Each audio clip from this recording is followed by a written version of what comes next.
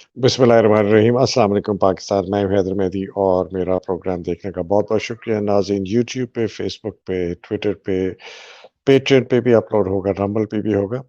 آج کا پروگرام میں انگریزی میں کر رہا ہوں، اور وجہ یہ ہے کہ میرے پاس ایک آرٹیکل آیا ایک صاحب کا جن کی میں بہت عزت بھی کرتا ہوں، میں بڑے انسپائر بھی ان سے ہوتا ہوں، واٹس ایپ پہ سرکولیٹ کر رہا تھا۔ تو میں نے وہ جب پڑھا تو وہ آرٹیکل، یہ جو پورے ہمارے 12 مہینے کے حالات، 13 مہینے کے حالات ہیں، ان کو بہت اچھی طریقے سے انگریزی میں سمجھاتے ہیں۔ میں اس کا انشاءاللہ ایک دو دن میں اردو کا بھی ترجمہ کر کے آپ کی خدمت پیش کروں گا۔ اس آرٹیکل کا انگریزی کا ٹائٹل ہے "The Wages of Betrayal"، غداری کی اجرت یا غداری کی تنخواہ۔ اور یہ میں آپ کو پڑھ کے سناؤں گا۔ یہ بہت ضروری ہے کہ اس کو آپ غور سے سنیے، جو انگریزی سن سکتے ہیں سمجھ سکتے ہیں، اور جو انگریزی نہیں سمجھ سکتے انشاءاللہ میں آپ کی خدمت میں یہ کل اردو میں آپ کی خدمت پیش کروں گا۔ شروع کرتا ہوں جی۔ بسم اللہ الرحمن الرحیم۔ Gangsterism was introduced in Pakistani politics by Zulfikar Ali Bhutto. It has been taken to its peak by the sitting government during the current crackdown and the unprecedented wave of repression it has unleashed. During this wave of brutality, the aim of which is the dismantling of PTI, more than 10,000 of its members are under arrest, and its leadership is either in hiding, in jail, or jailed, and only let out for good behavior after abandoning the PTI. Thinking about this, I cannot help but recall the US slogan for the Iraq War, winning hearts and minds through shock and awe. The excuse for unleashing this wave of violence against the PTI, which was supposed to stand for its valid justification, was the hooliganism which came in the wake of the arrest of Imran Khan on 9th May.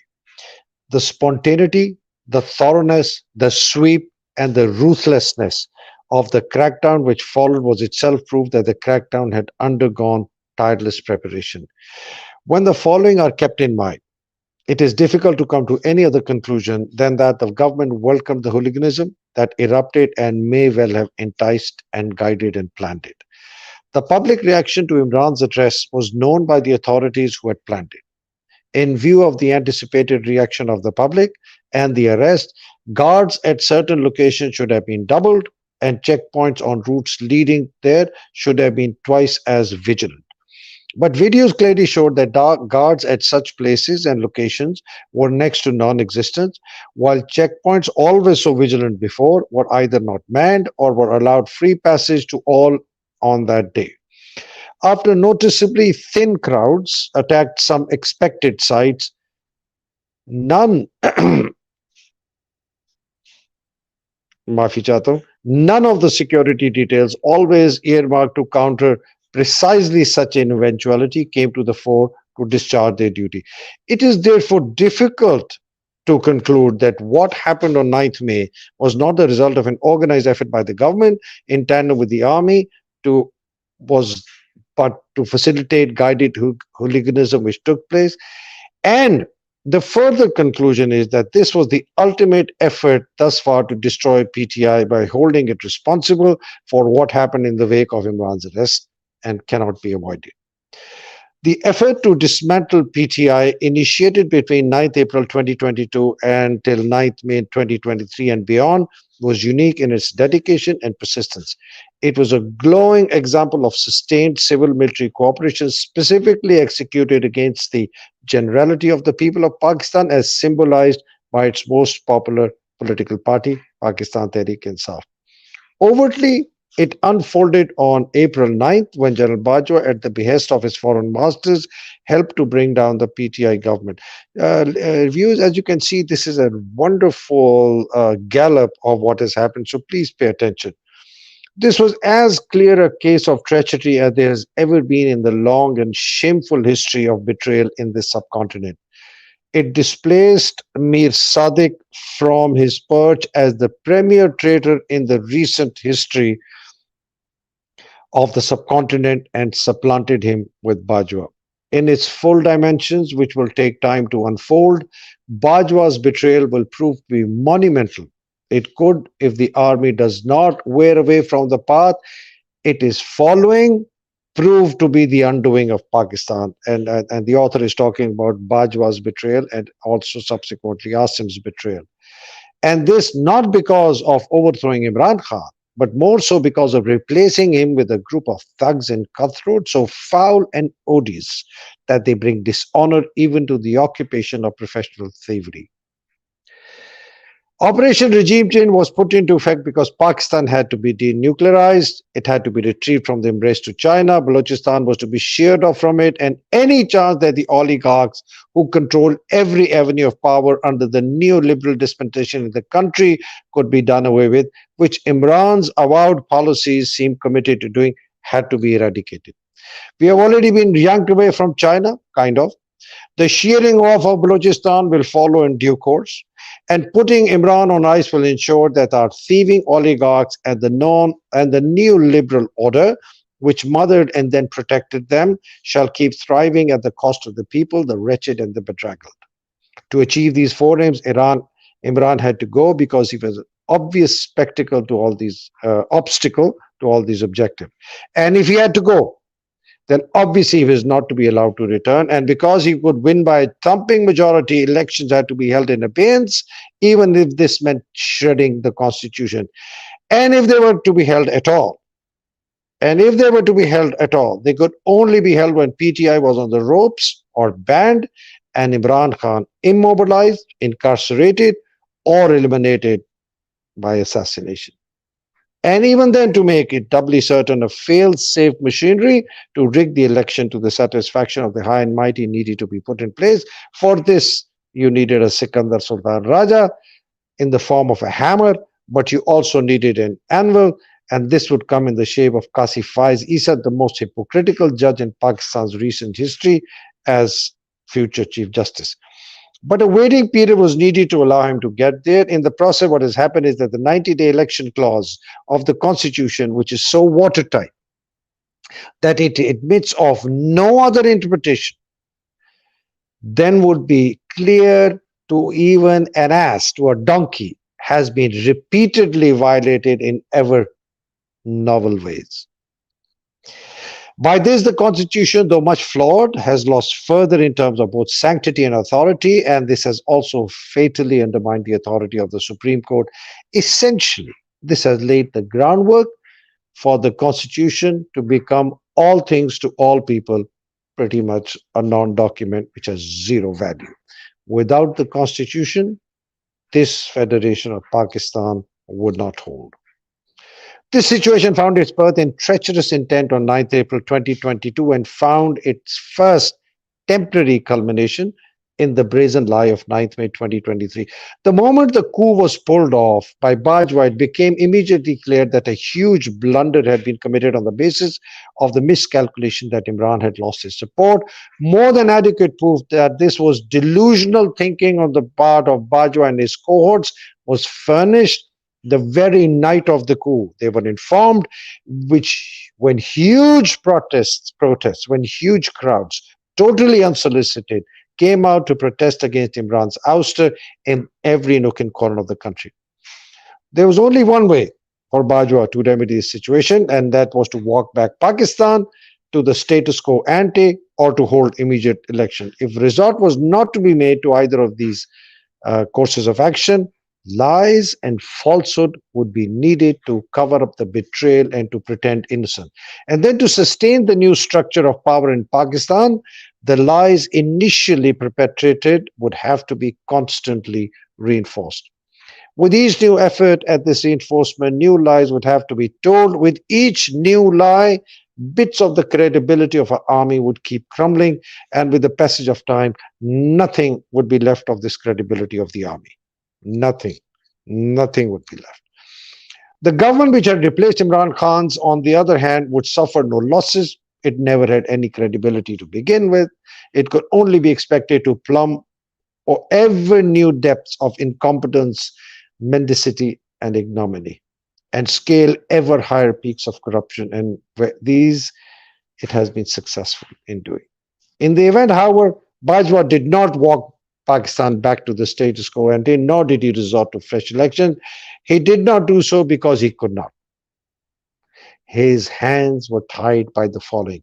He had to deliver on his commitment to his masters to denuclearize Pakistan, and this would take time. He had committed a crime by violating Article 6 of the Constitution for which he would be hanged, and I'm adding my own sentence, for which Asim has also committed this crime and for which he will potentially also be hanged. He had been bribed by Nawaz Sharif to let him flee the country, and at least has taken the Biana for getting rid of Imran and restoring the Sharif family back to power. And the proof of this exchange was security held by Nawaz Sharif, who would have made this public had Bajwa reneged on his commitments. And the same security is held against Asim, who has video recorded a statement to Nawaz saying that he will eliminate Imran and destroy PTI. This is the thing about Asim are my words. And because he could not talk about Bajwa, because he could not walk back Pakistan and restore status quo ante. Status quo ante का मतलब है कि जो गुजरा हुआ, जो पीछे पहले situation थी, उस पे वापस ले जाए. He had to resort to a fallback position that he officially sponsored lies to the effect that no foreign power drove the regime change. The army has no role to play in Operation Regime Change, and that the army had gone neutral well before regime change, and that this neutrality had continued thereafter. Subscribing to these lies has become the new creed of Pakistani citizenship. Those who do not subscribe to it, like me and others and the author, and are found out, are being weeded out of jobs. And those who are protesting against this set of lies are being sent to jail. Thus, a new Pakistan has been resurrected on the ruins of the one brought down. It differs fundamentally from every previous model of the country by being formally founded on a grid of lies and hypocrisy. Every Haji, every Hafiz, every thief, and every cutthroat who has taken an oath to uphold these lies is equal and free in the eyes of the law. And those who stand in opposition to this rule or by lies form our new criminal class of rulers. Between April 9, 2022 and May 9, 2023, the current setup has been sustained by an unbroken stream of egregious falsehoods by the army. That is, we did not do it. We were and are neutral. We have nothing to do with this. This has ruined the credibility of the army with the people and caused the rank and file to view their high command with marked suspicion. I actually think, and these are my words, that the rank and file consider Bajwa and Asim traitors, and one day their anger will erupt and both will face the consequences and the judgments associated with them, with Bajwa and with Asim, of this betrayal of the army. But fools, I don't know, with such a brazen record of lies behind them, how can the army expect to sell its narrative about May 9th to the people of Pakistan, its own rank and file? I just repeated that again. God alone knows.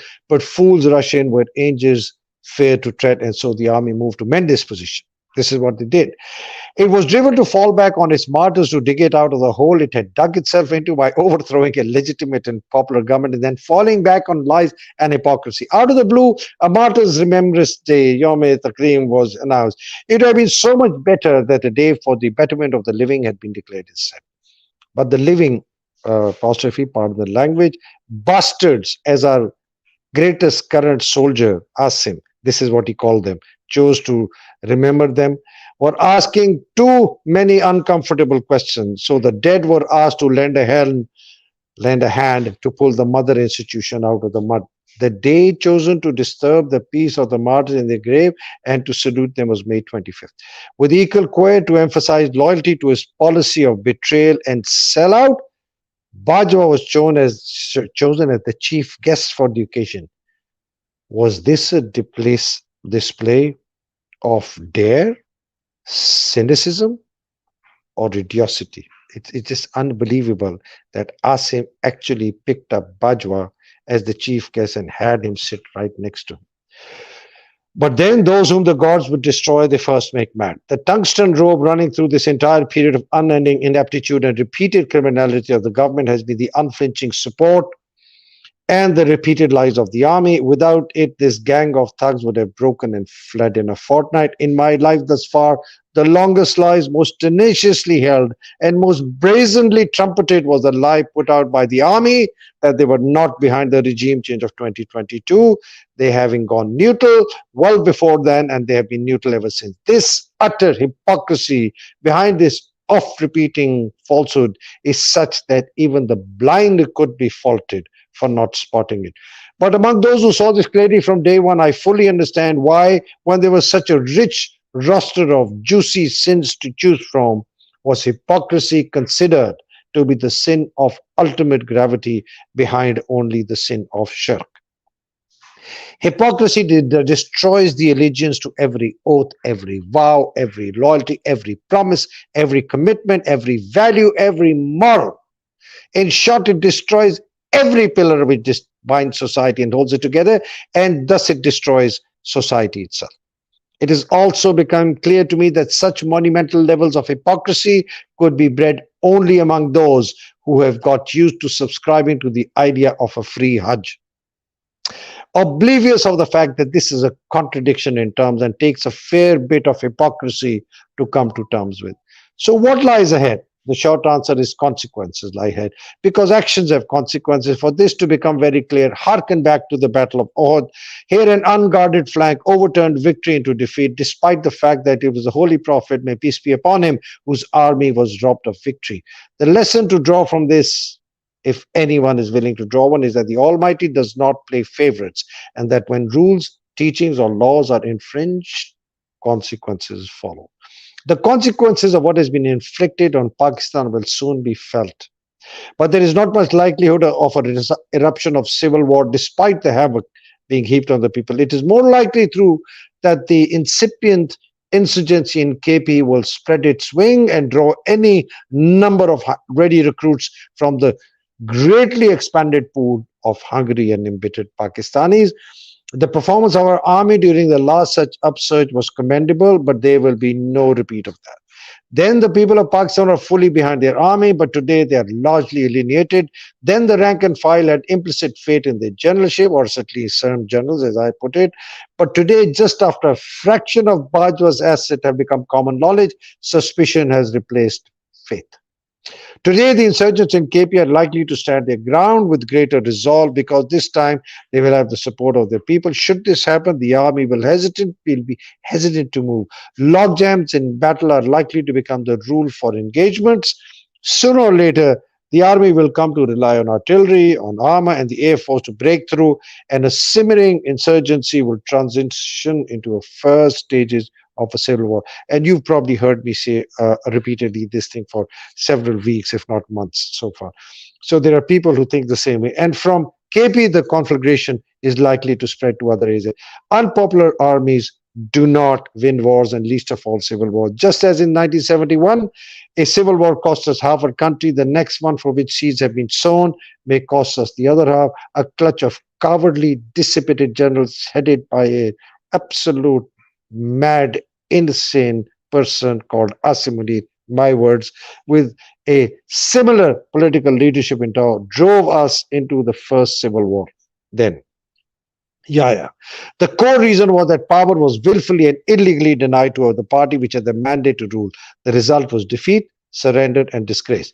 Today is a repeat of the old story. The party which clearly enjoys the greatest popularity is being denied power by denying it the means to prove its mandate, violating the constitution in the process for which the punishment is death by hanging. You violate the constitution, you die by hanging at the end of a rope. And inshallah ta'ala, my words, all these generals who have participated in this subversion of the constitution will die by hanging at the end of the rope, and those who have aided and abetted them, as said by Justice Ifkhar Chaudhry's judgment, my words. But there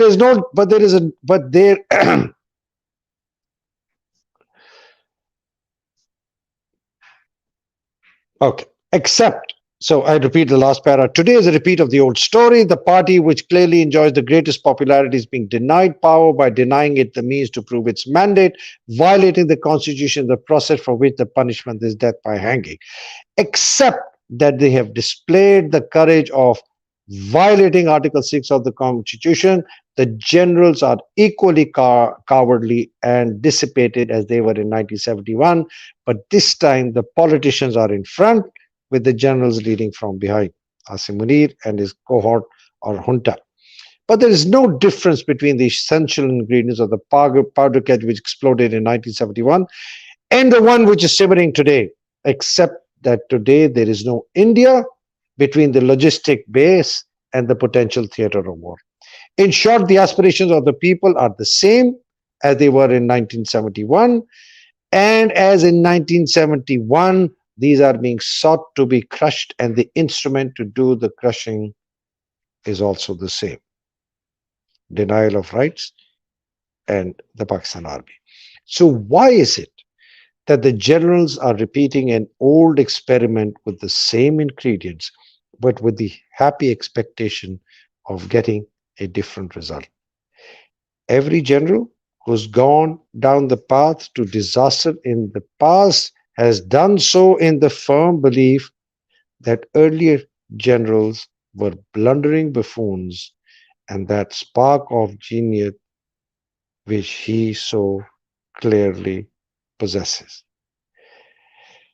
So this seems to be what this great author has said.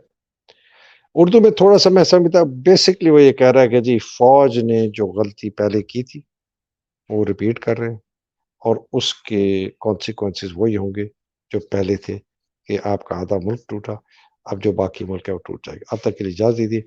اللہ سبحانہ تعالیٰ آپ سب کو اپنے حفظ و امان میں رکھے، پاکستان کی حقیقی آزادی کی جنگ لڑنے والوں کو حفظ و امان ہے، پاکستان پہ جو ہمارے ناصور ہیں فوجی اور سویلین جو بیٹھے ہیں، اللہ تعالیٰ ان کو غارق کرے، ان کے خاندانوں کو غارق کرے، ان کی پشتیں تباہ کر دے، ان کو قیامت تک نہ معاف کرے، اور قیامت کے بعد ان کو آگ میں پھینکے۔